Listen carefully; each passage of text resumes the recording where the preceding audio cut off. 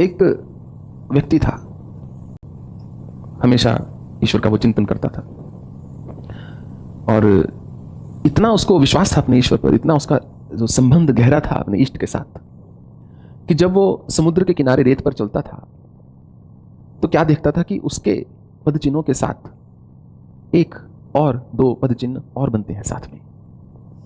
जब रेत जो है मुलायम थी, नरम थी, सुबह सुबह की जब सूर्योदय हो रहा होता था तो उसको लगता था ये मेरे साथ मेरे भगवान जो हैं चल रहे हैं, कि केवल मेरे कदमों के निशान नहीं, साथ में मेरे ईश्वर के कदमों के निशान भी बने हुए हैं। और धीरे धीरे उसका व्यापार बहुत बढ़ा, वो ईश्वर का चिंतन करता रहा, परंतु फिर कुछ ऐसी परिस्थिति आई कि उसका व्यापार है पूरा खत्म हो गया। वो एकदम सड़क पर आ गया, उसको अपना दिवालिया घोषित करना पड़ा कि कोई दोस्त मित्र सब चले गए, अकेला व्यक्ति। तो कांटे बिछे हुए थे, थोड़ा सा रेत के ऊपर चल रहा है तो क्या देखते हैं जो साथ में कदमों के निशान थे वो भी चले गए।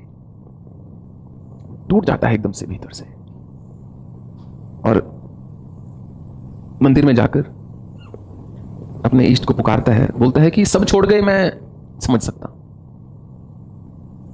मैं समझ सकता हूं कि संपत्ति मेरे पास नहीं रही, मेरे दोस्त मित्र मेरा त्याग कर गए, मेरे रिश्तेदार मुझसे दूर हो गए, सब छोड़ गए, मुझे सहन है, मुझे स्वीकार है, परंतु आप भी मेरा त्याग कर गए। जब मेरे जीवन में गुलाब की पंखुड़ियां बिछी हुई थीं, रास्ते जो थे सुगंधित इत्र से भरे हुए थे, रेशम के कालीन पर चलता था, तब तो आप भी साथ थे। अब जब कांटे आ गए हैं, जब मेरे पांव में जूते डालने के पैसे नहीं हैं, जब रक्त निकल रहा है मेरी एड़ियों में से, तो आपके चिन्ह भी साथ में नहीं है, आप भी मेरा साथ छोड़ गए। अगर आप ही मेरा साथ छोड़ जाएंगे तो रहेगा कौन? भगवान उसको दर्शन देते हैं और बोलते हैं ऐसी बात भी तुमने कैसे सोच ली?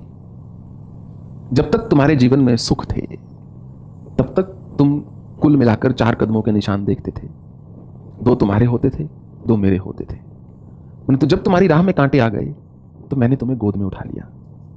वो जो 2 कदमों के निशान थे वो तुम्हारे नहीं हैं, वो मेरे हैं।